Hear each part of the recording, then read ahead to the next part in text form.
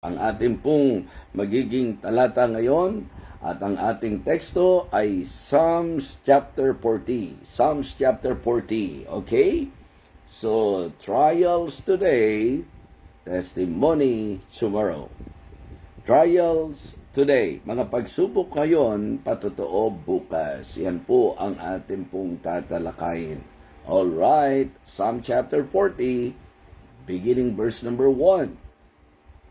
I waited patiently for the Lord, and He inclined unto me, and heard my cry. He brought me up also out of an horrible pit, out of the miry clay, and set my feet upon a rock, and established my goings.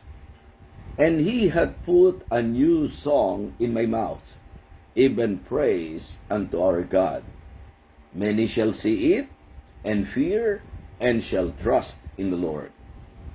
Blessed is that man that maketh the Lord his trust, and respecteth not the proud, nor such as turn aside to lies.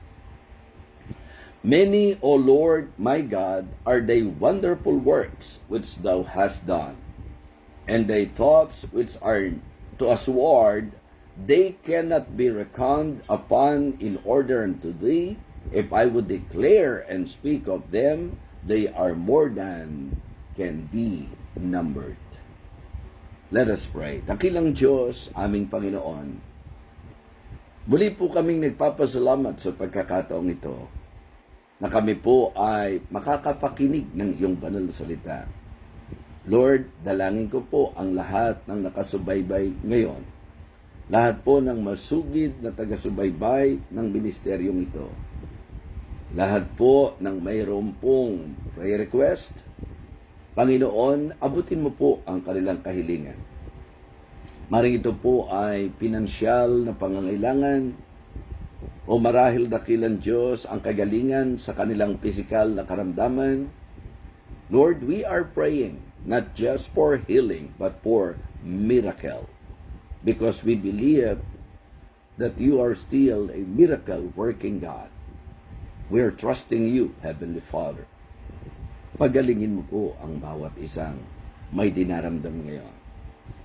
Hiling ko rin po dakilang Diyos ang panatag na kaisipan sa mga may kaguluhan. Nais ko rin pong ipanalangin sa iyo ang mga naglalakbay sa pagkakataong ito at maglalakbay. Nawa ingatan mo po. Ang bansang Pilipinas ay maging maayos po nawa. Pangunahin na po ang lahat ng mga nasa pamunuan. O Diyos, hiling ko po ang iyong pagkilo sa bawat isa sa kanila. Ingatan mo po ang aming bayan. Heavenly Father, please continue to bless your people. Thank you for the ministry of Believers Breakfast. May you continue to bless your humble servant. Lord, please continue to use me for your honor and for your glory. Use me, Lord, to strengthen your people, to meet the spiritual needs of your people. Lord, may we be sensitive sa pagkilos po ng Banal na Espiritu, and may we realize, Heavenly Father, na kung anuman po ang nararanasan namin ngayon, maring ito po ay atake ng kaaway, maring ito po ay hamon sa buhay. Panginoon, anuman pong pagsubok, anuman pong sakit ang aming nararanasan, hiling ko po na ito ay iyo pong gawing patotoo para sa amin pong buhay Kristiyano. Again, thank you so much for this wonderful day. Thank you, Heavenly Father, for blessing this ministry. Lahat ng ito, lagit-lagi, only for your honor, only for your glory. Thank you so much. We praise you, Lord. We thank you, Lord. In Christ's most precious name, Amen. Amen. So, purin pong Panginoon. So, ang ating pong binasa muli ay ang panulat po ng psalmist. And it is always good na kapag binabasa po natin ang mga pahayag ng salita ng Diyos sa panulat po ng psalmist, mararamdaman po natin kadalasan ang kanya pong expression. Okay, awit mga kapatid. At kayo po sa ating pong magiging pag-aaral, again, ang title po, Trials Today, testimony tomorrow. Nung ako po ay nandoon sa Ilocos, by the way, shout out po sa mga taga Ilocos, Pastor Proby, at sa bawat kapatiran po ng Hosanna Bible Baptist Church, shout out po sa inyong lahat and congratulations sa inyong naging matagumpay na anniversary celebration. And I thank Pastor Proby for understanding my situation sapagkat sa totoo lang po, napakalaking pribilehiyo po sana na ako po ay makapagsalita sa inyong pong anniversary. So congratulations sa inyong pong napakamatagumpay na conference, pinagpalang conference, nakakalakas na conference, sa mga awitan, sa bawat bahagi ng ministeryo, sa bawat naging pagganap at pagkilos ng mga servants of God, at doon sa enjoyment at blessing na tinanggap ng mga delegates. Wow, talaga namang blessing na blessing po. So, na-miss ko man po ang inyong anniversary. I know na ang Diyos ang siyang nagpalang patuloy sa inyo. So again, Hosanna Bible Baptist Church, congratulations. Inspirasyon po kayo sa maraming gawain at malakas ang impact ng inyong pong ministeryo. Of course, to God be the glory. So, nung ako po ay nasa Ilocos, meron po akong message na kung saan, dahil nagka-problema po sa net, ay naputol po mga kapatid. So, nais ko pong maging continuation po ito, pero some sort of review, nais ko rin pong ibahagi po sa inyo, mga kapatid, mga minamahal. Ang masasabi po nating mensahe na po pwedeng maging kalakasan po natin sa panahon na tayo po ay merong mga hirap na nararanasan. So, naalala ko po na naibahagi ko po yung pong message na ang title po, When Trials Come. Kapag ka po dumating ang mga pagsubok, kapag ka tayo po ay sinubok mga kapatid, nakaranas po ng tribulation dito sa lupa, sapagkat yan po ang sabi ng Panginoon, sa Kanya meron tayong kapayapaan, pero sa mundong ito, marami tayong kapighatian. So doon po sa pagdanas natin ng mga tribulations, maybe in form of troubles, ano po ang inaasahan ng Panginoon sa atin? So kaya ang naging title ko po noon, at maganda po ito sapagkat continuation po ang ating pong tatalakayin ngayon, pero some sort of review because I believe maganda pong mapaalalahanan po ang bawat isa that when trials come, ang pinakamagandang magagawa po natin is to pray in tears. Wala pong masama na umiyak tayo sa Panginoon. Wala pong masama na kung nabibigatan ka, umiyak ka sa Panginoon. Wala pong masama at hindi po kahinaan, hindi po kawalan ng tiwala sapagkat tayo po ay mga taong may emosyon. So naiintindihan po ng Panginoon na kapag tayo po ay may dinaranas at meron pong mga atake sa buhay, naiintindihan po ng Panginoon that being human, naaapektuhan po tayo, and it is good to cry unto the Lord, to pray in tears, mga kapatid. Yes, sapagkat ang Diyos na kahit ang pagluha po natin, naiintindihan po niya. So God knows kapag meron tayong mga mabibigat na sitwasyon. Ang nais lang ng Panginoon ay ang makilala natin ang ating pong kahinaan at makilala natin ang kanyang kalubusan, ang kanyang kalakasan. So again, mga kapatid, the best thing that we can do is to pray in tears. Yes, ating pong ipadama sa Diyos ang kabigatan ng ating puso. Ating ipadama sa Diyos ang mga sakit na ating nararamdaman. Ating ipadama sa Diyos na tayo po'y naapektuhan. Ating ipadama sa Diyos na siya po ay ating kailangan. Kaya sa Bible po, ang prayer, ang isa sa word na ginagamit, cry. Diba? Let us cry unto the Lord. So pagka po ginagamit yung salitang yan, prayer din po yan. So mga kapatid, we can come to God anytime. So when trials come, let us pray in tears. Yes. Naalala ko nga po mga kapatid, yung pong lagi kong binabanggit sa inyo, that there are times na sa nararanasan natin, minsan kapag ka nag-pray tayo, nakaluhod tayo, and then halos hindi na tayo makapag-utter ng words, iyak na lang tayo ng iyak, but just to encourage everyone, ang pagluha mo ay po pwedeng mensahe na ipinararating mo sa Panginoon, na ikaw ay nasasaktan, na ikaw ay nabibigatan, na ikaw ay nahihirapan, na talagang parang hindi mo kakayanin ang iyong dinadaanan. So, ang pagluha mo, even without you uttering words, I know, and I am very sure na ang Diyos alam ang mensahe ng iyong pagluha. Kasi alam niyo, minsan nakatutulong po yan. Yung pagkabigat na bigat tayo. At may mga pagkakataong mahanap tayo ng taong maiiyakan. So wala pong masama doon. But first of all, gusto kong ipaalam sa inyo na may Diyos na po pwede tayong iyakan. So, when trials come, pray in tears. And then put our trust. Kahit dito po sa teksto natin, the same thing, the same message na makikita nyo po. Okay? That the psalmist is encouraging us to put our trust in the Lord.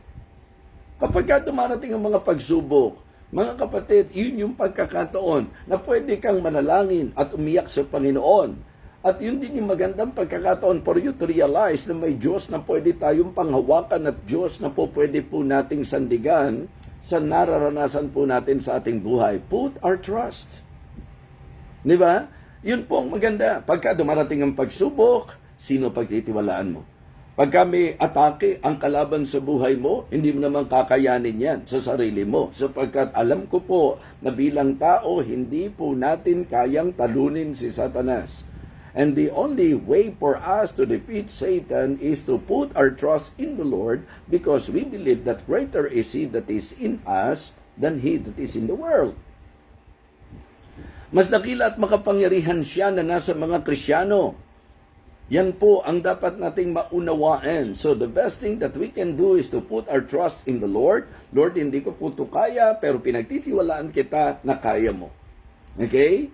Mga kapatid, sabi nga po ng Bible, the Lord is good, a stronghold in the days of trouble, and He knoweth them that trust in Him. Kilala ng Diyos yung mga nagtitiwala sa Kanya. Kaya nga mga kapatid, alalahanin niyo po yung mga mabibigat na sandali sa inyong buhay. Paano kayo nakasurvive? Sino tumulong po sa atin? Ano ang dahilan kung bakit tayo po ay nakatawid sa kabila po ng mabigat na lakbay natin dito sa buhay na ito? Dumating tayo sa punto na meron pong hindi magaan na naranasan po tayo sa ating buhay. Mga kapatid, paano tayo nakatawid? Paano natin nakayanan? Let us face the fact, let us admit the fact that it is not through our own strength. It is only because of God, it is only because of the grace of God kung bakit nakakaya po natin ang mga dumarating sa ating buhay. So, always learn to trust the Lord. Put our trust in the Lord. So when trials come, pray in tears. When trials come, put our trust. And when trials come, mga kapatid, prepare a testimony. Diba? Pagka dumarating po ang mga pagsubok, tayo po'y maghanda ng patutuo sapagkat sabi ko nga, sa tatalakayin natin ngayon, our trials today, for sure, magiging testimony natin bukas. Diba? Ilang bagay po sa buhay natin ang nangyari. Nakala natin hindi natin malalagpasan. Ang akala po natin hindi natin kakayanin. Pero ngayon, pagka nakipag-usap ka, patutuo mo na. Amen? So kaya napakaganda po ng paalala ng ating pong mensahe, mga kapatid. When trials come, pray in tears, put our trust and prepare a testimony. Because our trials today, yung bang dinadaanan mo ngayon, yung pong pagsubok mo ngayon, sa totoo lang, patutuo na po yan bukas. Diba sabi nga po ng sulat po ni James, Brethren, count it all joy when ye fall into diverse temptations, knowing this, that the trying of your faith worketh patience, but let patience have her perfect work, that it may be perfect and entire, wanting nothing. May gagawin po sa buhay natin yung mga pagsubok na dinadaanan natin. Huwag po tayong papalag, mga kapatid. Huwag tayong sasalungat kung ano po ang allow ng Panginoon na maranasan natin, whatever trials, whatever whatever troubles, whatever tribulations, whatever the attack of the devil na ma-experience po natin sa buhay natin, basta ang mahalaga, natuto na po tayo, tinuro po sa atin, ang gagawin po natin is to pray in tears, to put our trust, and to prepare a testimony. So mga kapatid, ang ating pong talata, ang sabi po ng psalmist, I waited patiently for the Lord and He inclined unto me and heard my cry. You see? Yung word na ginamit niya rito, and heard my cry. Kung ito po'y basta iyak lang. So this is what we call prayer in tears. Diba? So, He brought me up also out of an horrible pit, out of the miry clay, and set my feet upon a rock, and established my goings. And He put a new song in my mouth, even praise unto our God. Many shall see it, and fear, and shall trust in the Lord. Kita nyo?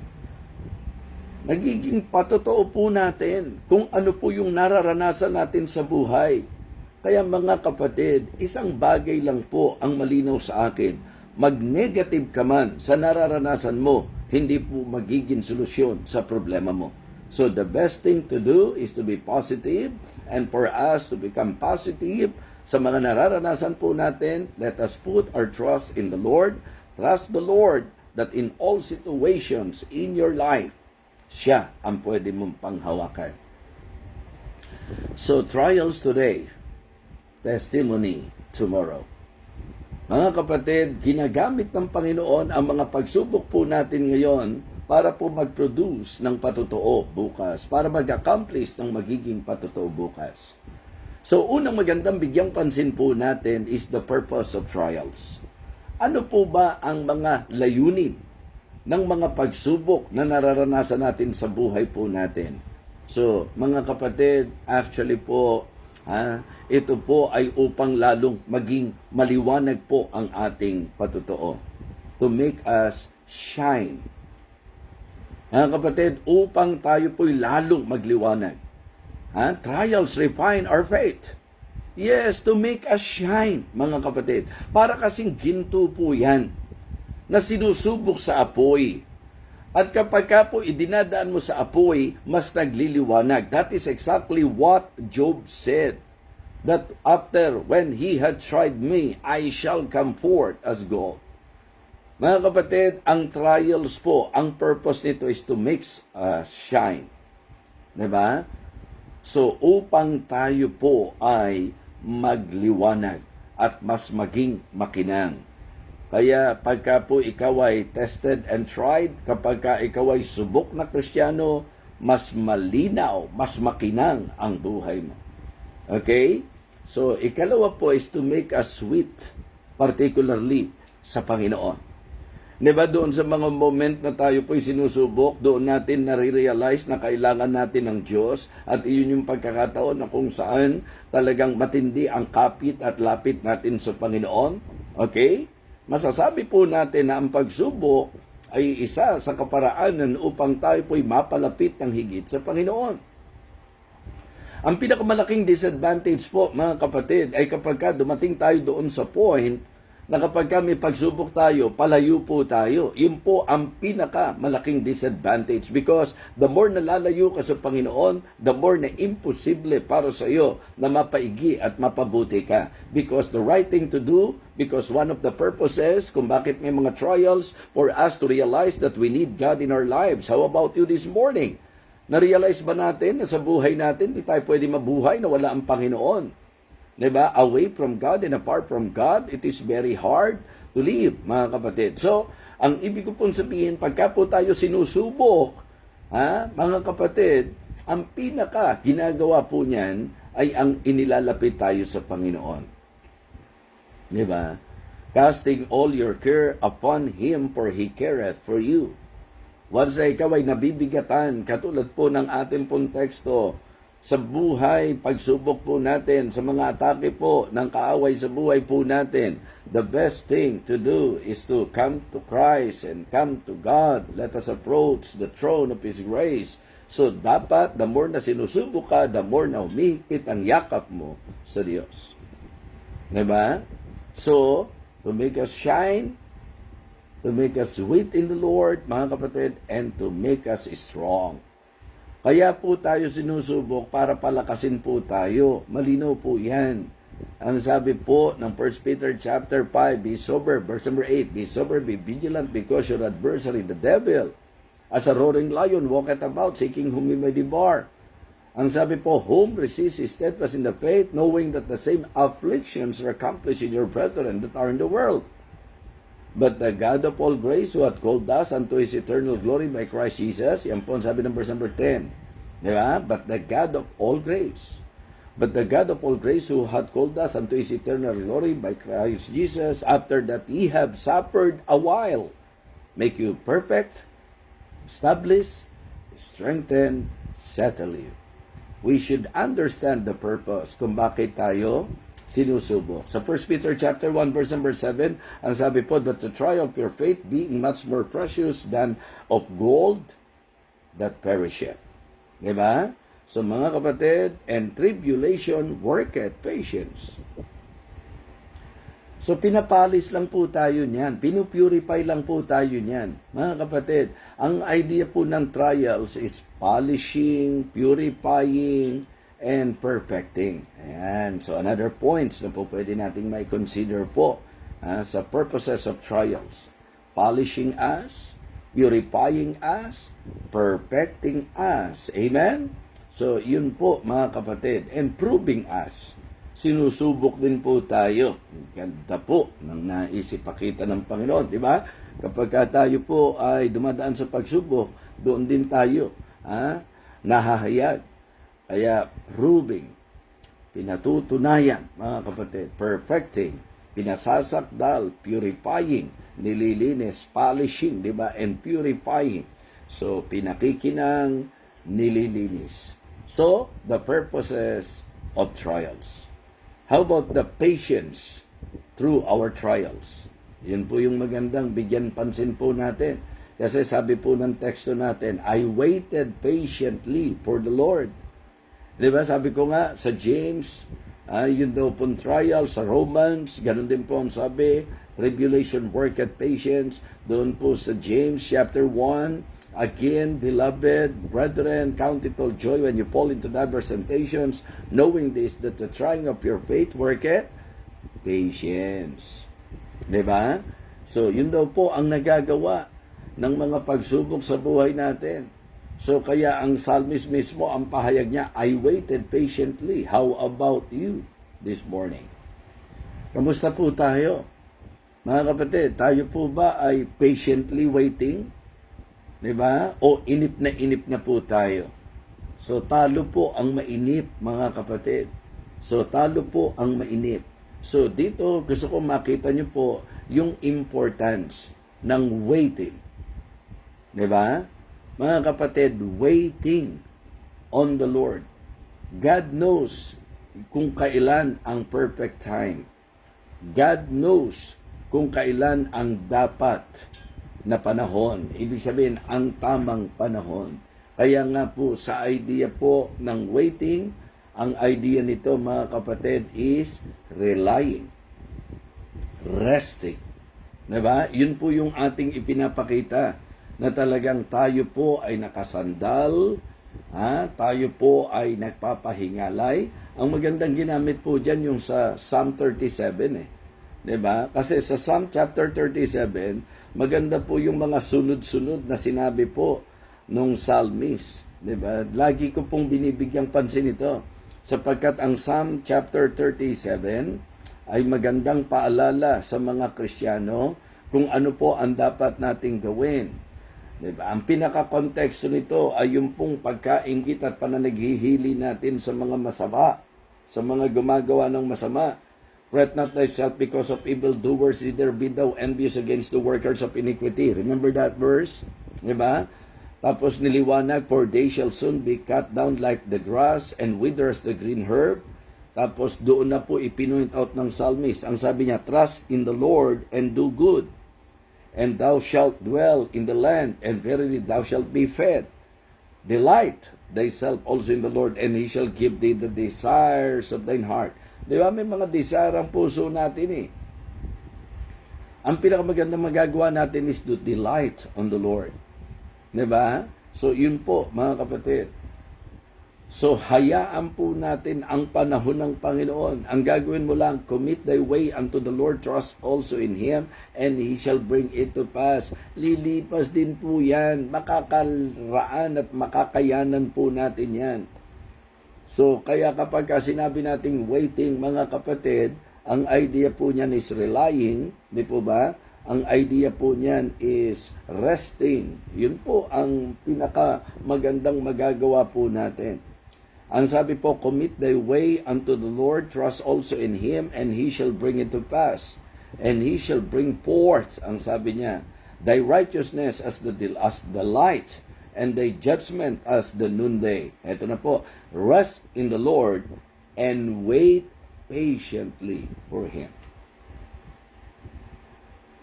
Rest in the Lord and wait patiently for Him.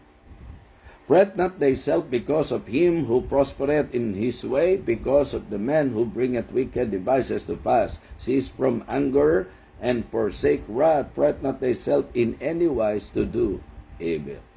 Mga kapatid, mga minamahal, tatandaan niyo po na sa anumang nararanasan natin, ang pinakamaganda po ay ang lagit-lagi panghawakan natin ang ating pong Panginoon. Amen? Yes, the best thing that we can do is to always rely on the Lord.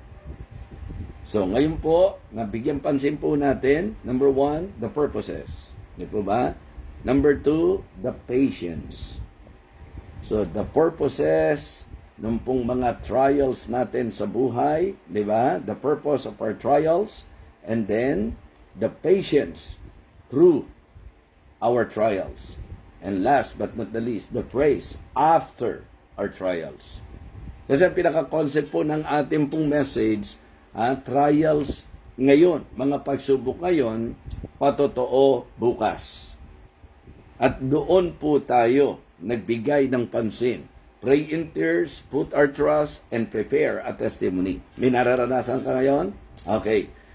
Tandaan po natin na yung pong presenting sitwasyon natin, kung ang attitude po natin ay magiging tama, mga Kristyano, yan pong nararanasan natin, na bigat tayo, hirap na hirap tayo, at tayo po'y lumuluha, umiiyak, lumuluhod, at talagang nagmamakaawa sa Panginoon. Kung magtitiwala po tayo sa Kanya, yan po'y paghahanda para sa patotoo natin bukas. Mga cancer survivors, shout out po sa mga cancer survivors po natin. O, hindi po ba noong time na presenting nagdurusa kayo sa cancer, hindi ba lahat ng atake na ginawa ni Satanas? Atake sa katawan, atake sa isip, atake sa emosyon, and sometimes even sa spiritual na buhay po natin. Are you listening? Are you listening? Hindi po ba totoo? Hindi po ba totoo na yung mga cancer survivors natin, shout out kay Ate Miriam, shout out kay Ma'am Cindy, shout out kay Ma'am Alma, di ba?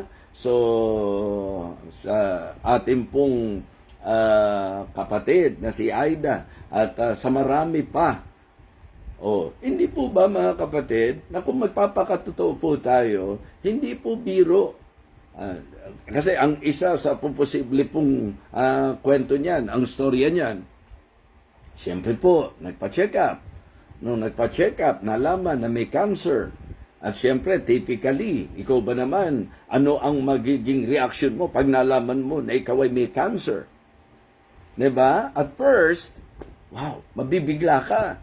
And then, magsisimula na pong umatake sa isip mo, ang kaaway, kung ano-ano na may isip mo. Diba? Sabi ko nga, yung iba, pag hindi po nadala ng tama yan, to the point na biniblame pa ang Panginoon sa mga pangyayaring ganon. Pero ito yan, nung nalaman mo na may cancer ka, tingnan mo kung saang aspeto ng buhay mo inatake ka ni Satanas.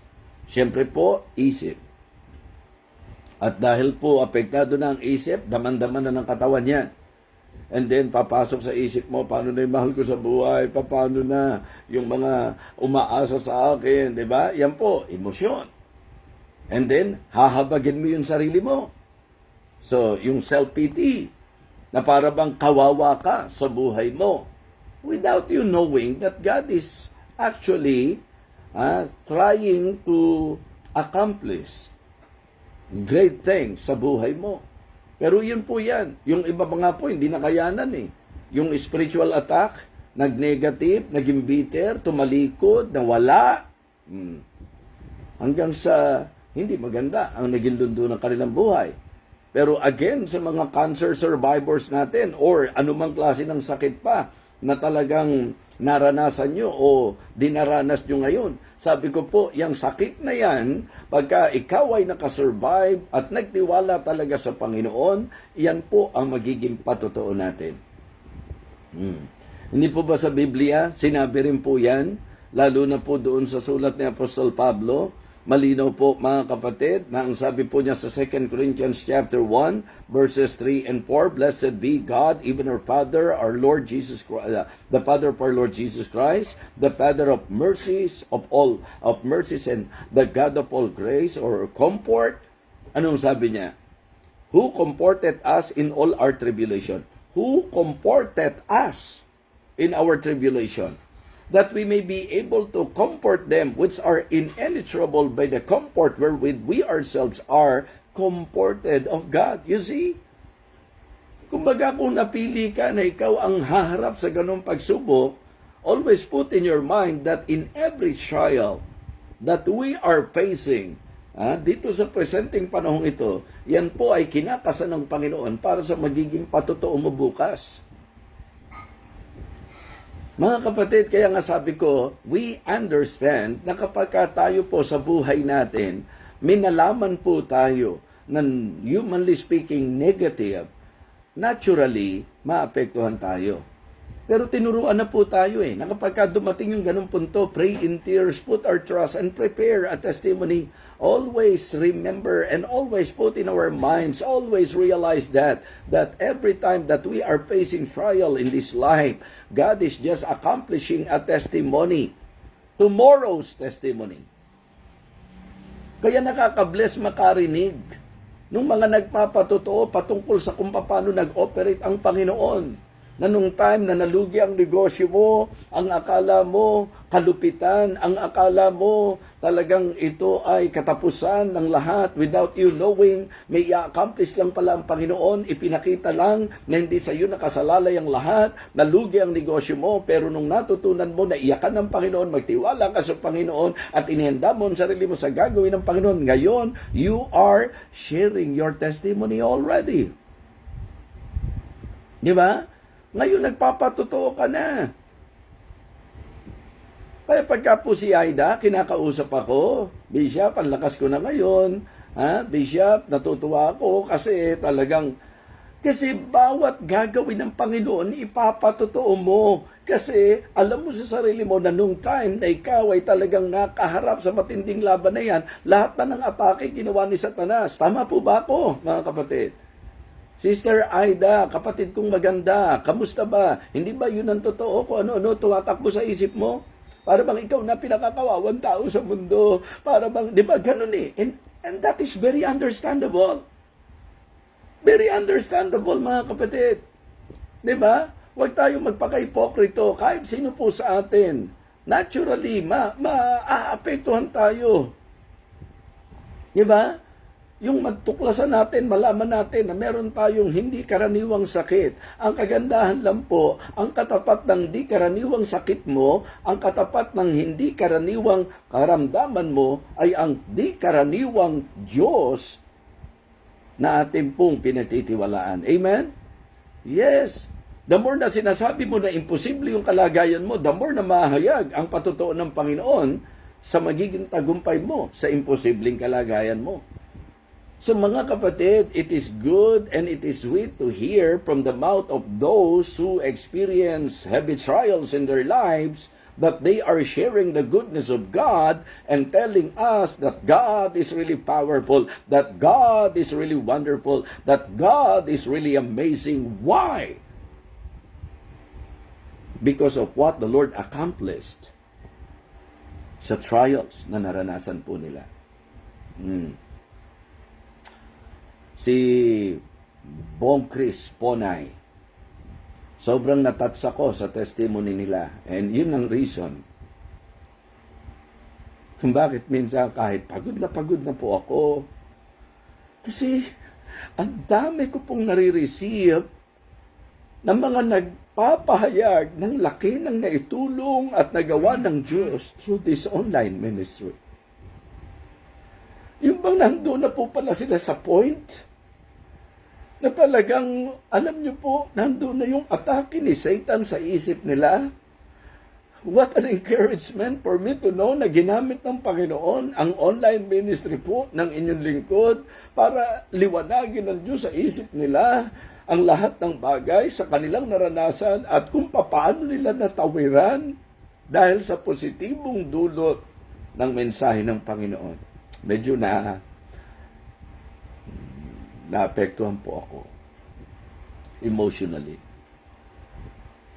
Diba? Kaya nga po nung Sunday, sabi ko, imagine mga kapatid, si Pastor Adan, hindi biro yung naranasan niya na stroke, mga kapatid.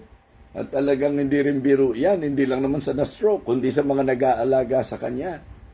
Pero mga kapatid, sabi ko nga, kung itatama natin ang attitude natin, gusto kong malaman nyo, na yung lahat ng nararanasan natin. Kaya nung sinabi ni Brother Bong, ni Sister Chris, kinuwento nila sa akin kung paano gumawa ang Panginoon sa kanilang hindi madaling matanggap na naranasan. But praise God, sapagkat yung kanyang salita ang nagliwanag sa kanilang puso. And because of that, ngayon, patotoo na lang po ang naririnig ko sa kanila about what they experience in their lives.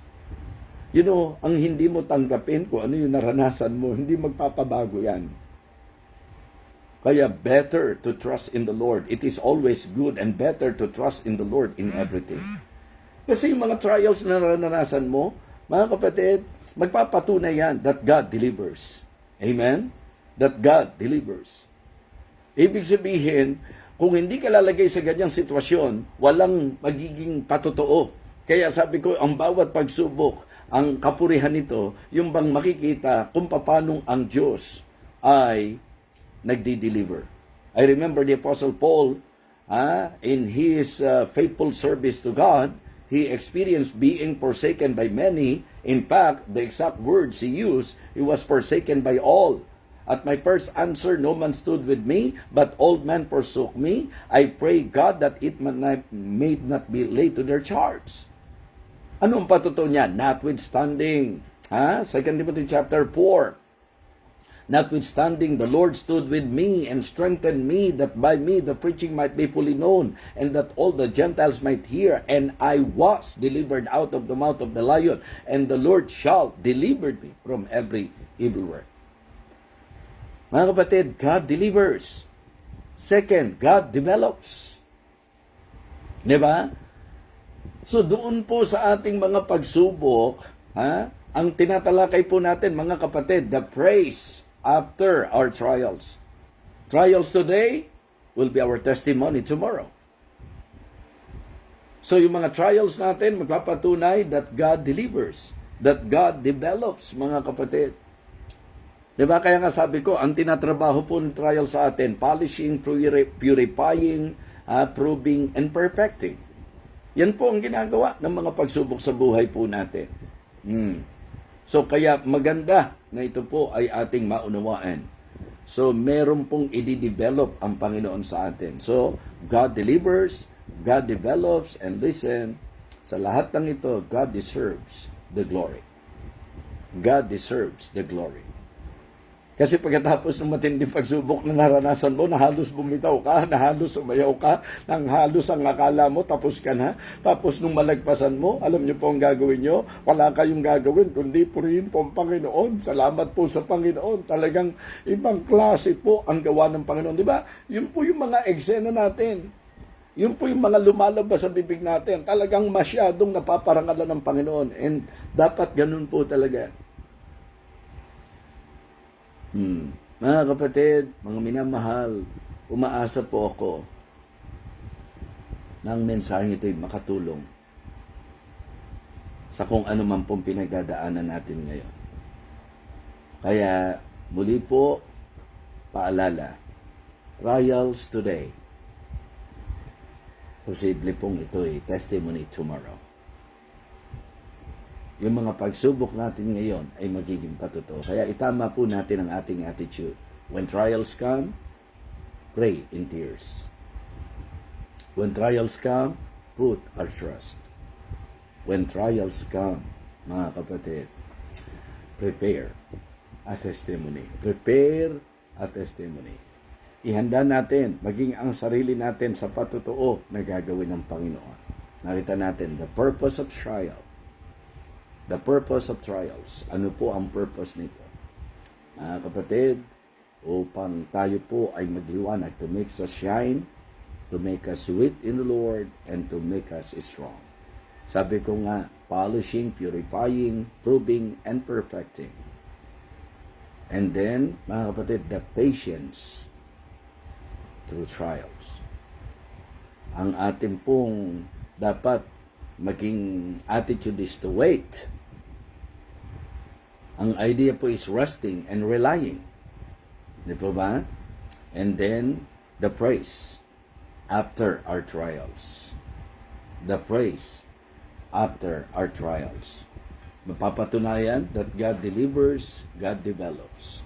At sa lahat ng yan, God deserves the glory.